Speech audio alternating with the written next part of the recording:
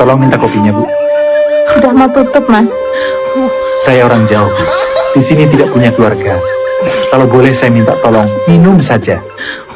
Boleh kan, Bu? Layani, Nem. Kasihan, dia perantau. Sepi sekali ya, Pak. Padahal masih sore. Siapa yang berani keluar untuk menerima malapetaka? Desa ini sedang dilanda bahaya. Sudah berapa orang jadi korban ilmu gaib. Dan rupanya penduduk desa ini akan dihabiskan satu demi satu. Siapa yang melakukan, Pak? Kenapa sampai terjadi begini? Pisang goreng 2, Nem, sama kopi 1. Kalau hapus, Pak. Kenapa, Pak? Jangan takut. Insya Allah kita akan selamat. Asal Bapak ceritakan siapa pelakunya.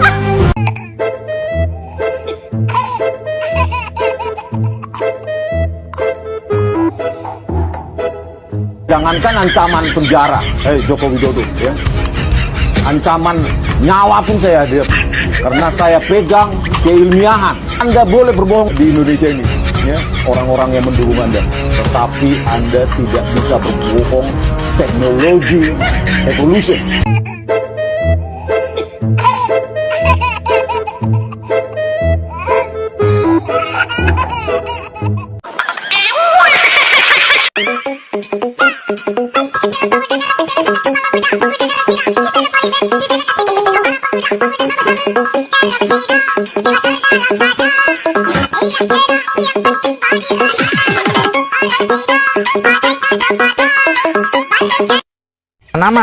Nama tidak punya. Nggak punya.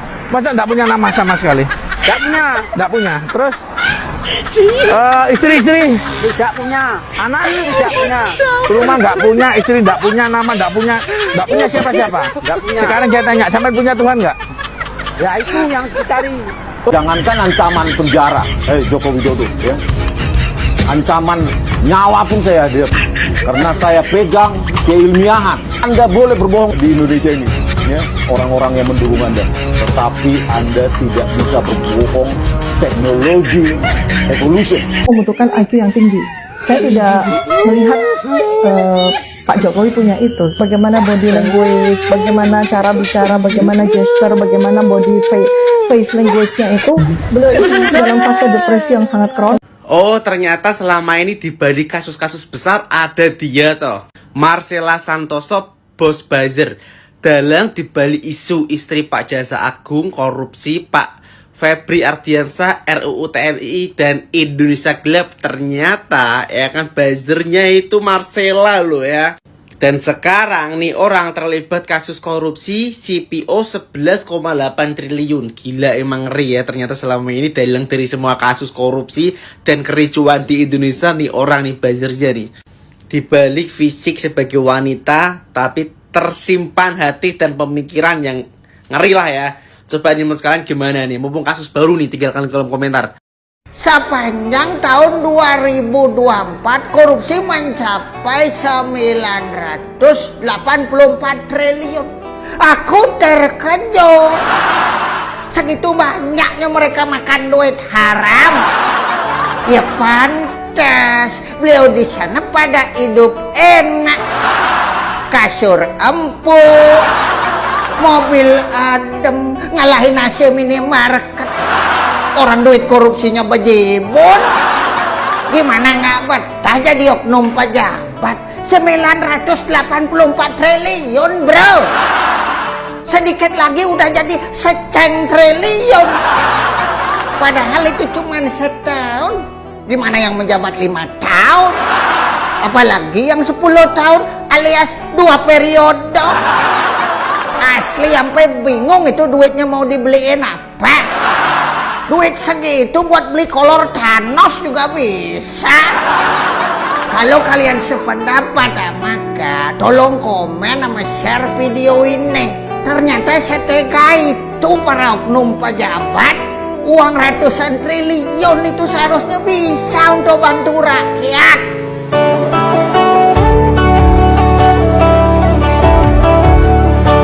Jangan lupa follow. Kalau nggak follow berarti konselor. Waduh, ada yang mulai frustasi nih. Kita kita dengarkan dulu ya. Namanya rasa ingin mendapatkan jawaban atas pertanyaan mengenai ijazah tersebut, ya nggak selesai-selesai juga sampai dengan hari ini. Jadi artinya itulah yang membuat kemudian ya sebagai perempuan ya saya sangat marah ya, marah gitu ya, frustrasi sebetulnya. Kenapa sih sesuatu yang penyelesaiannya itu sebetulnya sangat sederhana, seandainya memang betul beliau punya ijazah asli, sederhana kan? Waduh, Tifa mulai marah dan frustasi teman-teman. Tadi juga ketawa Tifa sudah mulai ketawa yang berat, sedikit dipaksa. Ya ini belum apa-apa Tifa, Anda sudah frustasi. Nanti gimana kalau Anda sudah menjadi tersangka, kemudian divonis di pengadilan, dan vonisnya di atas 10 tahun. Gimana nasib Anda? Sepertinya akan naik tingkat Tifa, bukan frustasi lagi. Tapi apa kira-kira teman-teman? Dan tadi katanya ini mudah sebenarnya ya.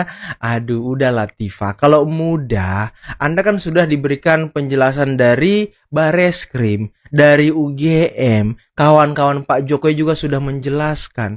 Ya sebenarnya mudah. Yang bikin rumit ini kan Anda sendiri dan kawan-kawan Anda, Tifa. Ayo dong sadar, Tifa. Jangan terus-menerus larut dalam kekosongan kepala gitu ya kan. Jangan. Kasihan juga lihat orang ini ya, tapi ya mau gimana lagi teman-teman. Apa yang sudah mereka perbuat harus dipertanggungjawabkan. Pak Jokowi calon kuat ketum PSI. Mantep nih bos. Pendukungnya langsung bilang, hidup Jokowi. Urusan ketum PSI, beliau bilang tidak boleh kalah. Tuh men bapak saya yakin ini. Biasanya kan bilang, kok tanya saya? Tapi kali ini beliau optimis. Nggak isi bercanda. Nggak isi bilang persiapan sudah, tapi belum. Setiap pertarungan politik, Pak Jokowi nggak pernah kalah. Masa jadi ketum kalah? Gengsi dong. Saya yakin Pak Jokowi mendaftar jadi ketum PSI, yang lain pada mundur. Termasuk Mas Kaisang. Kalau Mas Kaisang lawan bapaknya, durhaka dong. Masa bapak sendiri dilawan? Kan kata orang nggak boleh lawan orang tua. Nanti rezekinya syarat. Kalau rezekinya syarat, nanti nggak bisa lagi ke Singapura naik jet pribadi. Nggak bisa lagi jalan-jalan terus makan roti harga 400.000. Kalau kalian setuju sama Kak, tolong komen dan share video ini. Menurut Kak, para pendukung pasti akan support apapun langkah dari Pak Jokowi. Asalkan itu untuk kepentingan rakyat. Kalau nggak untuk kepentingan rakyat berarti jangan lupa follow. Kalau nggak follow, Berarti konslet. Halo Pak Menteri. ya. Kabarnya Pak Menteri mencari relawan masyarakat Indonesia, rakyat Indonesia untuk dijadikan percobaan suntik vaksin TBC, Pak. Saya harapkan akhir bulan Agustus terkumpul dan setelah itu kita cobakan. Kenapa harus rakyat, Pak? Kenapa nggak Bapak sendiri dan teman-teman Bapak? Kenapa harus mengorbankan rakyat kembali, Pak? Kenapa? Kayaknya nggak etis kalau saya. Nggak etis gimana, Pak? Lebih baik yang relawan-relawan yang memang sesuai dengan tadi prototipe yang sedang dicari. Ya intinya bilang aja, Pak, Bapak takut gitulah, takut mati, takut terjadi apa-apa kan? Bukannya saya takut nggak mau disuntik ya, tapi ya kayaknya sebagai Menteri BUMN ya disuntiknya agak belakang lah. Kalau yang lain rakyatnya udah disuntik baru kita lah. Berjuang dulu itu, Pak, berjuang mati-matian, Pak, perang, Pak, sampai nyawa taruhannya, sehingga sekarang menjadi Indonesia merdeka, Pak. Itu berkat perjuangan para pejuang, Pak. Sekarang Bapak tinggal menikmati kan, nggak harus ikut berjuang, berperang. Nah ini berkorban untuk disuntik vaksin aja, takut mati. Bukannya saya takut nggak mau disuntik ya. Ini malah rakyat Indonesia mau dikorbankan. Gimana sih, Pak?